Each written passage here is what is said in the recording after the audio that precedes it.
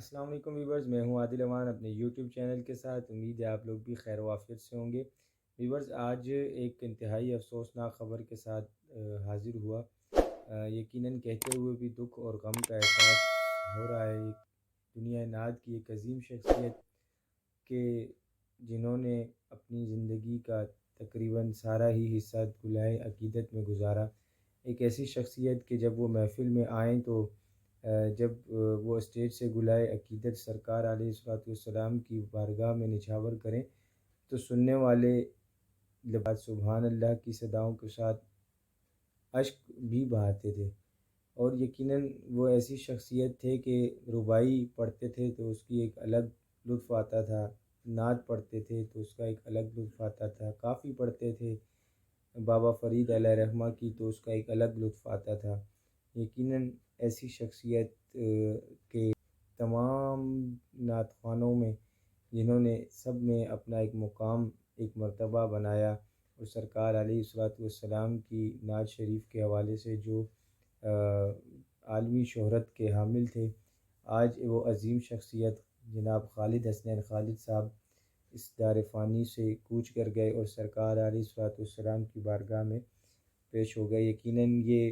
عالم اسلام کے لیے ایک انتہائی افسوسناک خبر ہے اور یہاں میں بتاتا چلوں کہ خالد حسنین خالد صاحب شہر چکوال کے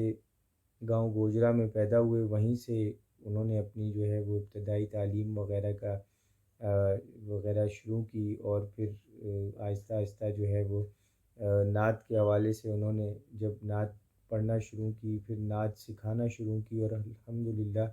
اب تو ان کا ایک مدرسہ تھا جہاں وہ بچے پڑھتے تھے، دل میں دین حاصل کرتے تھے اور ایک اور جو کہتے ہوئے فخر محسوس ہوتا ہے کہ جناب نے جو ہے وہ اپنے ہاتھوں سے ان بچوں کی خدمت کیا کرتے تھے جو وہاں علم دین پڑھنے کے لیے آتے تھے۔ یقیناً ان کے لواحقین کے لیے، ان کے چاہنے والوں کے لیے، ان کے سننے والوں کے لیے یہ ایک بڑی غم کی کیفیت ہے۔ اللہ پاک تمام لوگوں کو صبر جمیل اجر عظیم عطا فرمائے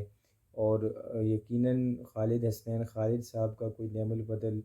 یا کوئی ان کی جگہ تو نہیں لے سکتا، لیکن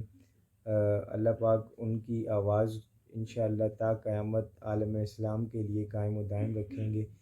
جو سننے والے ان کی آواز سے محظوظ اور سرکار علیہ الصلوۃ والسلام کی بارگاہ میں جو انہوں نے گلہائے عقیدت پیش کیے وہ انشاءاللہ تا قیامت قائم و دائم رہیں گے۔ اور ہماری دعا ہے کہ اللہ تبارک و تعالی خالد حسنین صاحب کے درجات کو مزید بلندی عطا فرمائے، اللہ پاک ان کی قبر کو نور من اللہ نور فرمائے اور اس امت کے لیے جو وہ کر گئے، جو اپنے لیے صدقہ جاریہ ایک مدرسے کی صورت میں چھوڑ گئے، اللہ پاک ان کی ان کوشش کو، اس ایفرٹ کو جو ہے وہ قبول و منظور فرمائے اور انشاءاللہ جو خالد حسنین خالد صاحب جو پودا لگا کر گئے نعت کے حوالے سے اور دین کی جو تعلیم ہے، جو مدرسہ انہوں نے قائم کیا، وہ پودا جو وہ لگا کر گئے انشاءاللہ وہ ایسے ہی ترقی کرے گا انشاءاللہ۔ ان کے نام سے جو کام انہوں نے اپنے ہاتھ سے شروع کیا